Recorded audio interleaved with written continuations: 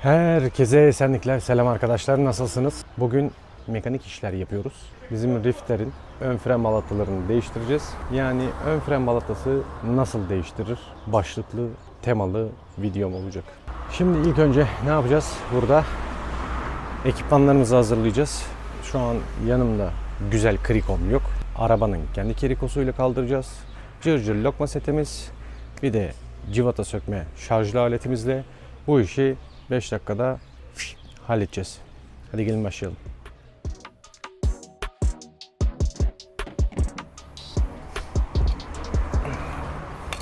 Ekipmanlarımızı hazırlıyoruz. Öncelikle ne kadar yağlı olacağını bilemediğim için çok yağlı işlerle çalışırsanız ilk önce nitril eldiven, sonra diğer eldiven tavsiyem. Bizim Rifter GT 28.000 oldu. Yaklaşık bir 2000 kilometredir de disklerden biraz ses geliyor. Kuş kuş kuş yapıyor. AdBlue arızası verdiği dönemlerde de. O zaman 25.000 falandı galiba. Ya da 23.000'di. Emin olamadım şimdi. Neyse, çıkanları göreceğiz zaten. En sevmediğim kriko sistemi. Ya şunu şurasına şarjlıyla sökülebilecek bir şey yapsalar. 306 da olsa şimdi altına kaldırmaya başlamıştım. Şunun şöyle yere sürtmesine uyuz oluyorum. Gel bakalım canım. Tabii ilk önce bijonları boşlasaydık iyiydi. Bijonları tekerlek kalkmadan boşlayalım. İnce bir düz tornavida yardımıyla çıkartıyoruz. Şimdi bijonlarımız 17 mi 19 mu? 17.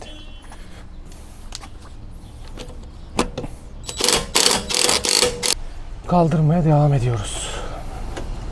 Bak mesela şunu 19, şunu da kafasına 19 lokma yap. Sokayım şarjlıyla veya orijinal stepne parçasıyla çevireyim yani. Sinir bozucu bir şey. Kesilmedi lan yerde. Jeep gibi. Rifter çok yüksek ya. Bana mısın demiyor. Yok arkadaş ya. Oğlum ne sinir bozucu bir şey bu. Geldi.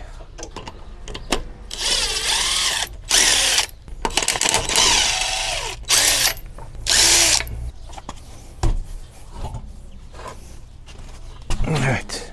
Şöyle kıç sehpası yapacak şekilde indiriyoruz. Mesela size yakından göstereyim şimdi. Diskin üzerinde ufak ufak yanma lekeleri başlamış. Ama şuralara baktığımızda öyle parmağa çok gelen bir şey yok. Balatamız ne durumda? Şöyle yandan bakalım. Zaten çıkartınca kumpasla kıyasını yaparız. Şimdi nereye alıyoruz? Ön yüzü alıyoruz. Ön yüzü almamız için şurada 12. Şu ön zımbırınkları tutan arkada 12'lik civatamız var. Onu bir alalım. Geldi kafası. Şimdi burası da oynadı. Şuradan da iki anahtarla bunu tutturmamız lazım. Aynı hikaye burada da olacak. Evet, birinci arkadaşımızı almış bulunmaktayız. Eğer kurtarırsa sadece bunu yatırmak, ki kurtarmadı. Evet, bu arkadaşı da aldık, komple çıkartacağız. Sonra piston sıkıştırma işi çıkacak bize. Büyük ihtimalle. Grupe, ne grupe? ZF. Kaliperimiz ZF'ymiş. Kaliperimiz ZF marka çıktı. Grup ZF diyor. Bunun altında bir şey daha vardı. Onu gizlemek için mi yapıştırmışlar? Etiketi PSA Grup P mi yazıyor acaba? Evet, az önce bahsettiğim civataları yerini göstereyim. Bir burası. Bir burası. Zaten taktığımda da göreceksiniz. Balatalarımıza ulaştık. İkisi de burada. Şimdi burada çok daha değişik mekanizmalar var. 306 gibi eski jenerasyonlarda bunlarla hiç uğraşmıyorsun. Böyle parmağını ittiriyorsun. Lumçik diye geliyor bunlar. Şimdi hem biraz keşif olacak. Çünkü yeni nesil araba çok sökmüyorum. Hele Rifter'ı ilk defa söküyorum.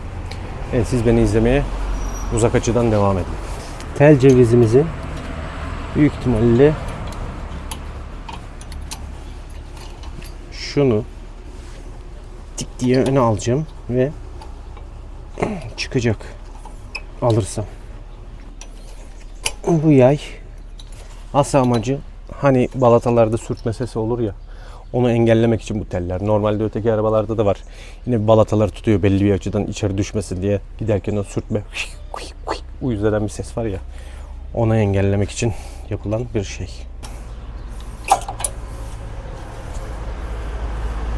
Evet, şimdi bakalım şöyle kumpasımızla ortadan 10 milim. Yani şöyle baktığımızda yine daha var gibi, değil mi? Şimdi size hemen yeni balatayı göstereyim.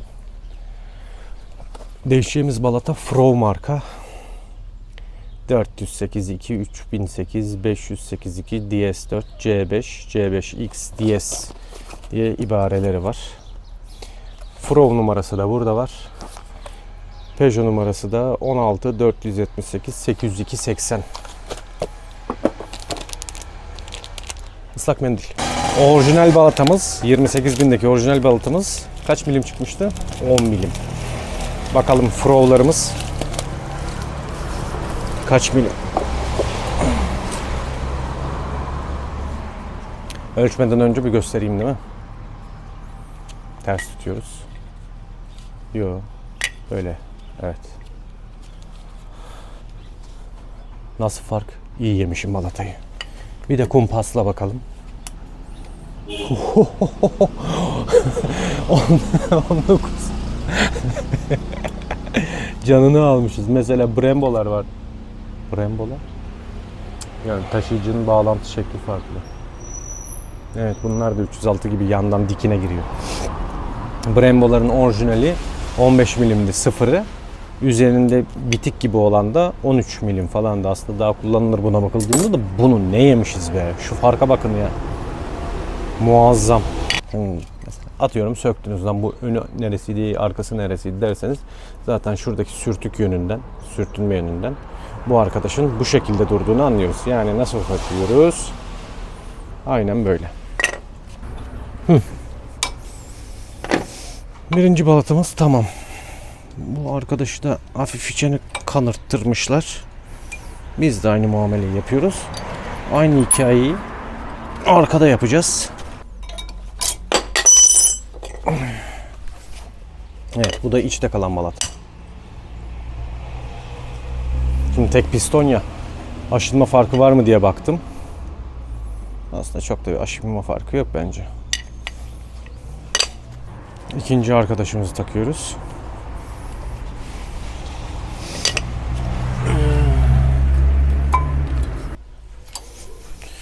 Şimdi iki balatamız da yerinde oturdu, tamam mı? Yerinde çakılı. Tabii otomatik olduğu için araba, size onun dönüşünü gösteremeyeceğim. Şimdi bakalım piston sıkma işimiz var mı? Tabii ki var. Salmış kendini şerefsiz. Şu pistonumuz. Kaliperin pistonu. Biz bunu çıkartınca ne yapıyor? Zaten balataların incelmiş olduğundan dolayı zaten gereğinden fazla dışarıda. Şimdi yeni taktığımız balataların kaç milim fazla olduğunu gördüğünüz üzere bu arkadaşı geri içeri sokamıyoruz. Biz de ne yapıyoruz? Bu arkadaşı memleketine geri gönderiyoruz. Ne oluyor lan buna? Bunun için normalde aletler var. Ben de marangozluk ürünlerinden faydalanıyorum. Ciğeri yeterse tabii. İnşallah kolu bacağı kırılmaz Bengi'nin. Ama şöyle ayağına direkt içeri girdi zaten.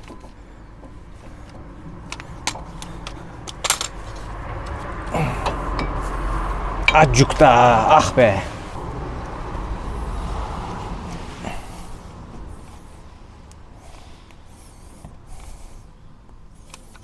Fıstık gibi şimdi laps diye olacak.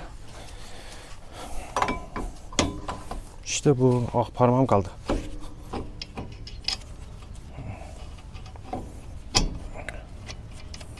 Evet, cuvatamızı takıyoruz.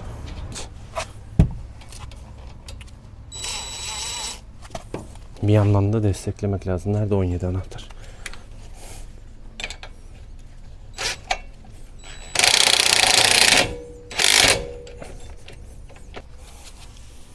Evet, yukarıdaki arkadaşa da aynı muamele yapıyoruz. Görebiliyor musunuz bunu? Tam şurada bir somun daha var. Bir de dıştaki var. 17 ile bunu sabitliyorum.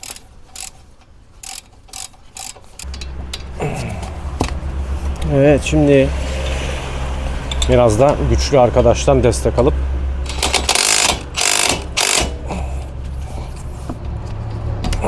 yaklaşık 110-150 Nm falan sıkıyor. Böylelikle bu işi bitirmiş oluyoruz. İşte bu kadar basitti. Ne yaptık? Arabayı kaldırdık. Bijonumuzu söktük. Kaliperin dış cıvatalarını söküp sadece pistonun olduğu yeri aldık. Geri ana şeyi sökmeye gerek yok. Şu içtekileri sökmenize gerek yok. Şuradaki tellere dikkat ediyoruz. Mesela bu ne markaymış? Bunu da söyleyelim o zaman. Bu da ZF'ymiş. Bunda öyle çok elzem bir durum yok. Bunun orijinal milim kalınlıklarını bilmediğim için Frov'larla kıyasladığımızda bunlar bayağı bitik kalmış durumda. Şimdi burada yüzeyimiz iyi. Tabi birazcık çok hafif bazı yerlerinde var balatanın. Bunda öyle bir dalgalanma yok. Belki şu boşluk mu oluşturdu? Şurada bir yaralı yüzey var. Zannediyorum orası denk geliyor ona. Evet. Şuradaki ufak halkalara, az önce gösterdiğim halkalara o denk geliyor. Bunda öyle bir şey yok. Hangisi ön hangisi arkayı da hatırlamıyorum da. Taş maş girip yerde etmiş olabilir. Bunda bir süre. Sonra o da böyle bir saçma desen oluşturmuş olabilir. Yaklaşık bir 100 kilometre sonra bu balatalarda kendi istenilen performansını verecek. Yani Frov'un performansını verir diye düşünüyorum. İlla ki şunun içindeki o kömür gibi yerlerde kalite farkı oluyor. Çok toz döküyorsa zaten balatanız çabuk bitiyor demektir. Ama bir yandan da şöyle bir detay var. Kaliteli balata markalarında mesela ne diyeyim EBC'nin Yellow Stuff'ı veya yani sarı kadro mu diyeyim, Türkçeleştireyim onu. Sarı grubu, kırmızı grubu, siyah grubu diye bir şey var. Siyah grup zaten bildiğimiz normal OE malzeme, yani orijinal ekipmanı. Sarı kırmızılar performansa yönelik. Performans balataları da aslında çok çabuk biter. Çünkü hamur yumuşak olur. Önemli olan bizim için tutuştur der üretici. Kırmızı, sarı, neyse işte o kombine, yani yarış modu, cadde spor modu veya işte iyi cadde gibi öyle ayarlamaları var. İşte Road Max, Race falan filan gibi. Ben Türkçeleştirip söylüyorum size. Uzun lafın kısası, balatalar çok toz atıyorsa çabuk bitiyor demektir. Çabuk biten balata kötü müdür? Kötü diye bir şey diyemeyiz. Çünkü tutuşuna bakmak lazım. Bitişi değil de bizim için tutuşu önemli balatada. Tabii siz normal günlük binek, ticari araba gibi düşünüyorsanız olayı farklı. Ben bu Rifter arkadaşlar bayağı güzel gazlıyorum. Çünkü yürüyen alt takımı PSA, FCA, işte Stellantis, o grubun yürüyenleri aşağı yukarı birbirlerine çok yakın parçaları. Ve o yüzden çoğunun yürüyeni güzel. Zaten eski arabalara göre 2023'te çıkmış olan arabaların yol tutuşları çok daha güzel. Yani bundan bir 5 sene önceki modeli, 10 sene önceki, benim kıyaslarım hep arkamdaki arkadaşın jenerasyonuyla olduğu için bununla daha çok güvenip viraja girebiliyorum. Neyse buraları girmiyorum artık. Ön balata nasıl değiştirilirdi? Diskli frenli bir arabanın balatası işte böyle değiştirilirdi. Minik tadımlık bir ufak ev önünde, bahçe garajında pikniğe gitmişken dur şu balatamı değiştireyim demek isterseniz bu kadarcık kısa bir işlemdi. İzlediğiniz için teşekkür ederim. Kendinize çok iyi bakın. Hoşça kalın. Beğenmeyi, abone olmayı, paylaşmayı, teşekkürler demeyi unutmayın.